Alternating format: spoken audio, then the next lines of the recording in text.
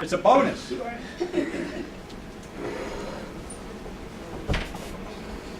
Okay. I got into this business about 25 years ago because, quite simply, I love to eat. Eating was central to my family's dinner table and was one of the things that we celebrated no matter how busy we were in our lives. Everyone always knew that come about 6 o'clock, Mom would get home and there was no choice but to have her and Dad start cooking.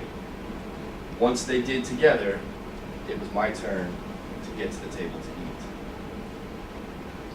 After learning that I love to eat, I started dabbling in kitchens and learning how to pick up the fast pace and feel that hustle and bustle and energy that every chef and every restaurateur and everyone who is in this room probably for one reason or another loves, because it jazzes you. It's so different than sitting at a desk all day long and makes you feel like every day has a potential to be a new day and something different that you never thought could happen to you yesterday. Okay, time out. How you doing? I think I won. I love it. Don't go away. Oh. And what causes you to think that? I got all the hands down. What? No,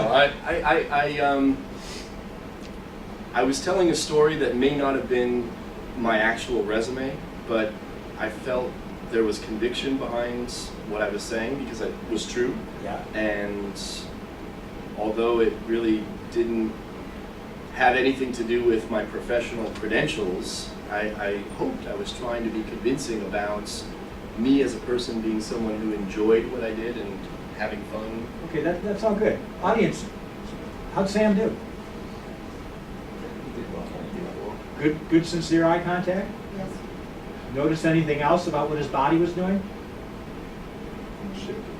Shifty? Not so much that, but Just walk around a lot. yeah, a lot of movement. And again, there's no purpose to that other than to get energy out of your body. And you just take it as a more credible presenter if your feet are set and your eye contact is just like it was. Gets you way up on the scale. But we will work on that as far. But great facial expression to go with the eye contact. Good vocal control. So good start. Thank you. Should you be standing still? You shouldn't really walk around. Movement with purpose. In other words, if I'm up here, I could be Sam with this magnificent eye control, and that's great. And you can hold an audience with that, but you want to use every trick in the book. So maybe at some point you go, you know, I said I really like to cook. See what happened there? Just a little step forward. And an audience's attention will just get spiked a little bit. Or it might be,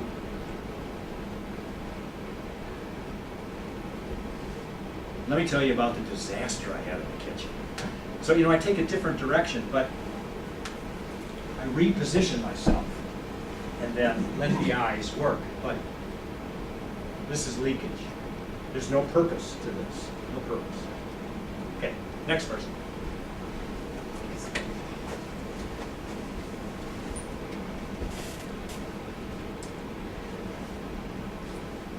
I was waiting for those.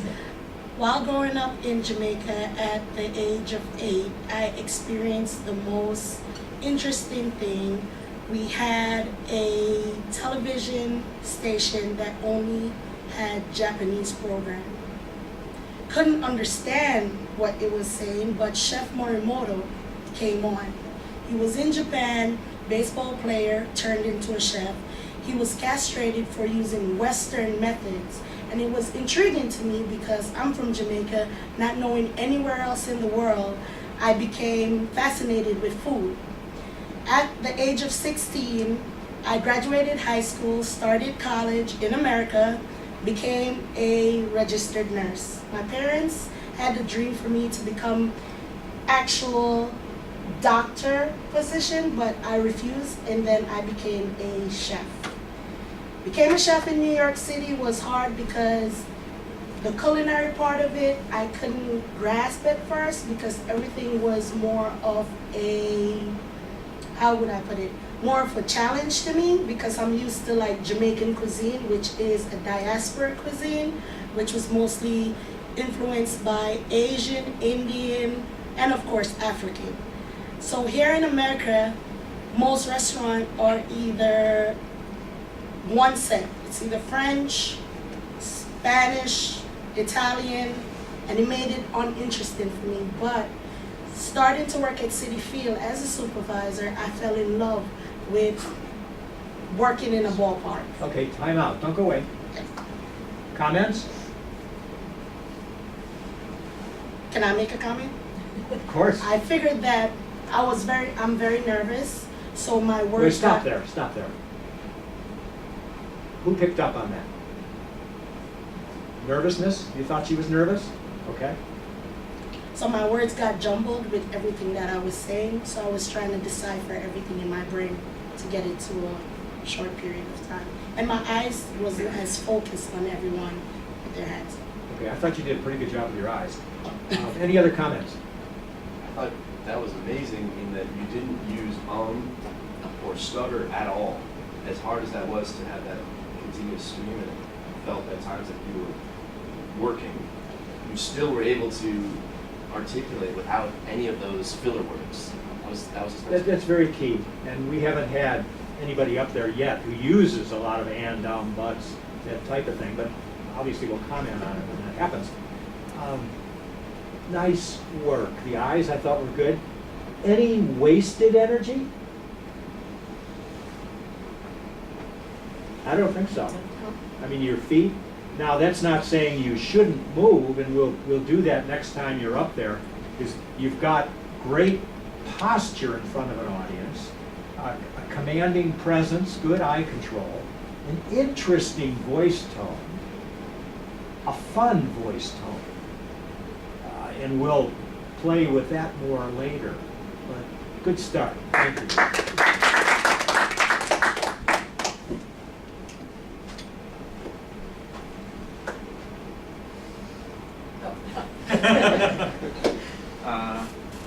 Okay, growing up in North Carolina, I kind of always had an obsession with food.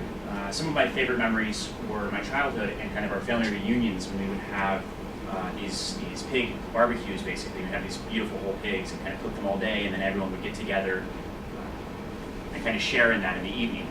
So I would say I didn't really think consciously about becoming a chef until about 2013 when I hiked the Appalachian Trail. And when I did that, I was studying mushrooms and wildflowers, and I really became obsessed with this idea of foraging and tasting all these ingredients that I'd never seen before.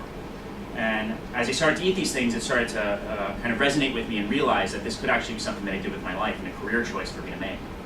So from there, I went to the CIA, and I studied there for culinary school. And through that, it brought me into Gramercy Tavern for my externship. After my externship, I started to look around the city for other restaurants that I could work in, which led me to Per Se. I spent a couple years working there under Thomas Keller and with Jonathan Beno, which was a really interesting and inspiring experience. Through that, and also through my time at Gramercy, I had been in contact with chefs that had worked in this company. And when Nick Anderer opened up my restaurant, he came and grabbed me. How's that? How do you feel as a presenter? Okay, I would say I was thinking so much about people's hands that it was hard for me to formulate my thoughts. I think I was thinking of the timing. I looked away a couple times throughout it. You did make a pivot with your feet at one point. I did, and when I consciously did that, it also stopped my stream of thinking. So that was a good way to burn a little energy. Yeah. All right, working that in. You mentioned the name Thomas Keller. Mm-hmm. Sense of what? I talk about sense of audience. What does he talk about? Sense of urgency.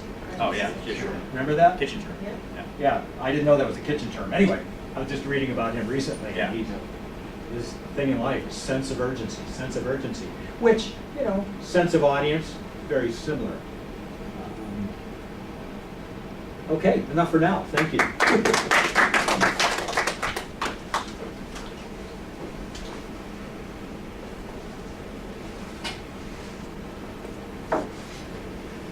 Hello, everyone. I started, I guess, getting into the food business when I was in my kitchen with my family as well. My mom and dad both worked a lot, so getting into that time we had when they got home from work and cooked together was really important to us, just as a family, hanging out.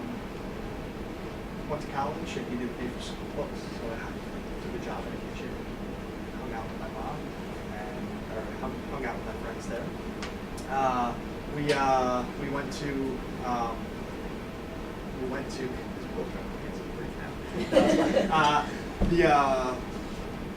in college I just started cooking, and I was like, you know what, I enjoy this, I'm pretty good at this, and it was a lot of fun for me. So after that, I moved to Alabama, the beautiful state, and opened 2 restaurants in a completely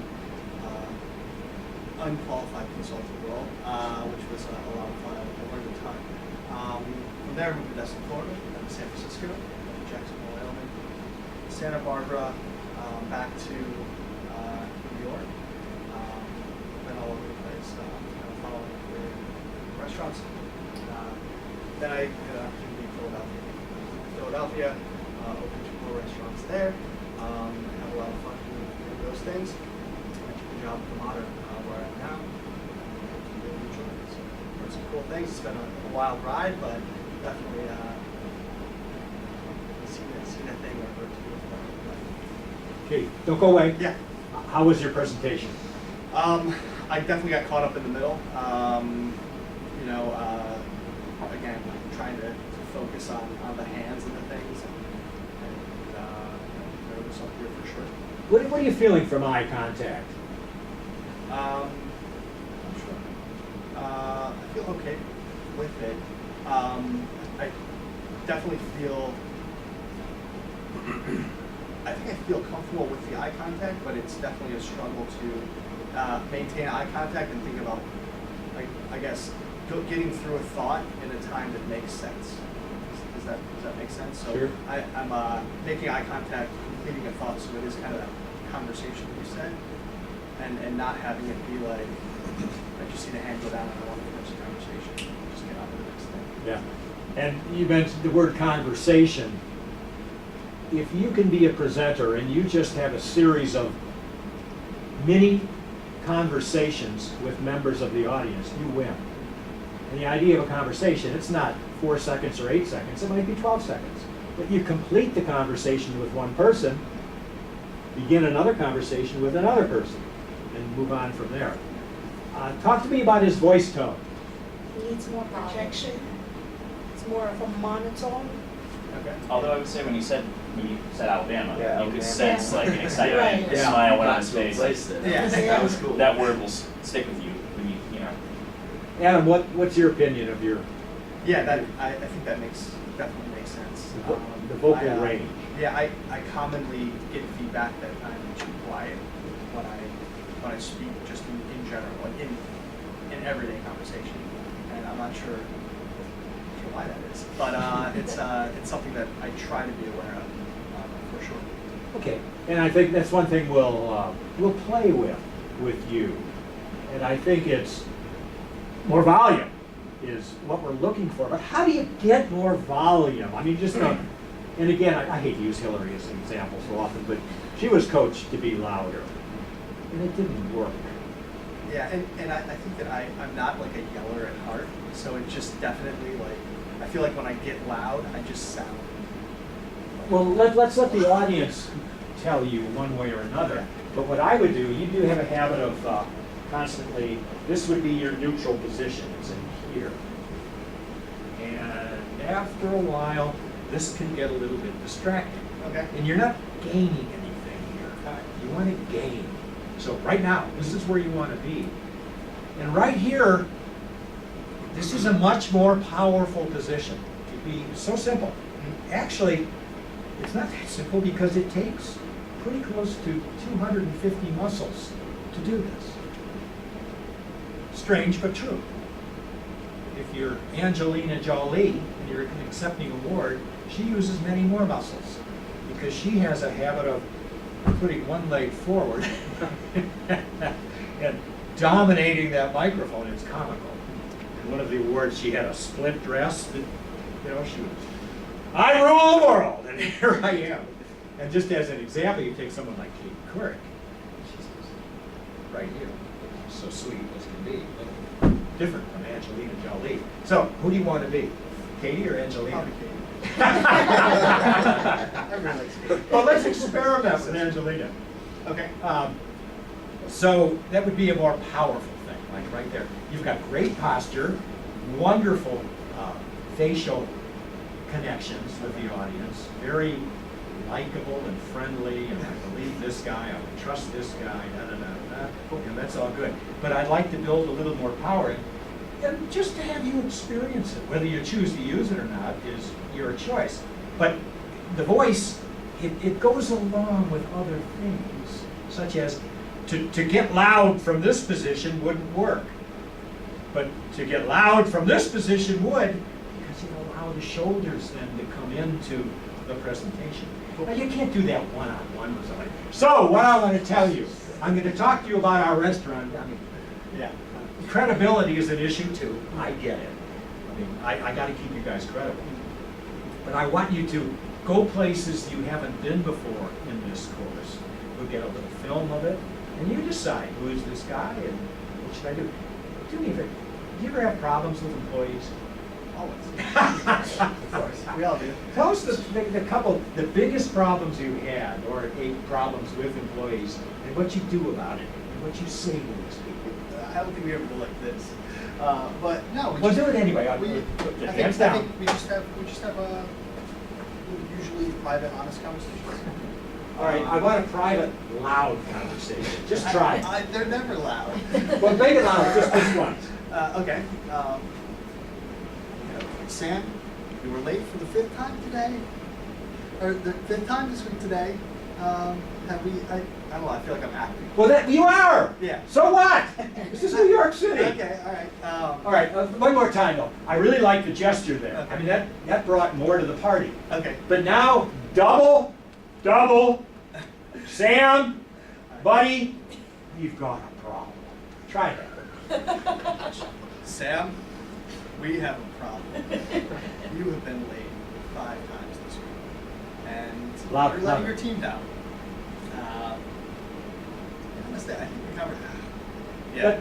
That's enough for now. Okay. But your hands just have this need to come back. All right. And try to lose that. And so by the end of class tomorrow, hopefully we'll break that habit. Okay. Get you a little bit louder. But the gesturing, right off the bat, hand goes out to Sam.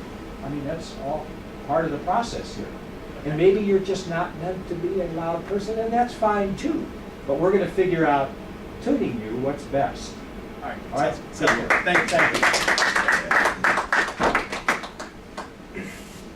And after this exercise, we'll take a quick break. Good morning again.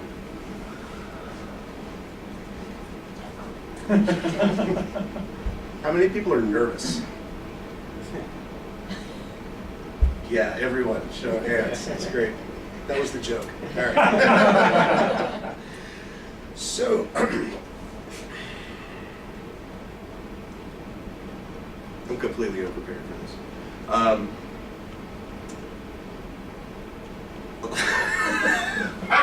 No, that was 6. That doesn't count. That doesn't count. All right. The resume begins like a lot of people's has, and their childhood, their family, the time they spend cooking with their folks, with their brothers and their sisters, their cousins. My family get-togethers were huge. My mom has 3 brothers. They all have at least 2 or 3 kids. So when you get all these people together around the holidays, huge, like 20, 25 people are there. Everybody's eating. Everybody's getting down. Everyone's having a great time. This is an environment that just spoke to me, and I'm starting to lose my train of thought right now, but get the gist of it. Connection with people is a very important part of what the formula was. I'm failing. When I got out of college, I wanted to become a teacher. Excuse me, while I was in college, I wanted to become a teacher. I knew I had to be doing something creative with my life. Didn't want to teach because public school systems were just too iffy. Not like there isn't anything iffy about working in the restaurant industry, but here I am. So, that's it. How'd you do? Terribly. Oh, you did not. Oh, I'm just nervous. And that's good. I say that's good, I'm not kidding. And I don't call it nervousness, I call it performance anxiety. If you don't have it, you don't have anywhere to go. And you could be up here and be the most comfortable person in the world, looking at people's eyes and reading a presentation. But I love the energy. And you're kind of back like this, moving around, with great energy to work with. You just have to harness it. Another concept. Ready for this? You lost your train of thought a couple times. I will maintain that everything you need to say is in the eyes of the person you're looking at. If you're patient enough, you will find it. Now, what happens with that, if you believe that, I've tried this with thousands of people, most of them it works. What you buy from that is, I hold their control. I stay out there with my eyes, so they stay with me. I'll figure it out what I need to say next, because it's there. It truly is. You just got to get over the edge and have that happen. But you're a high energy person. You're a physical individual. And we're going to have fun.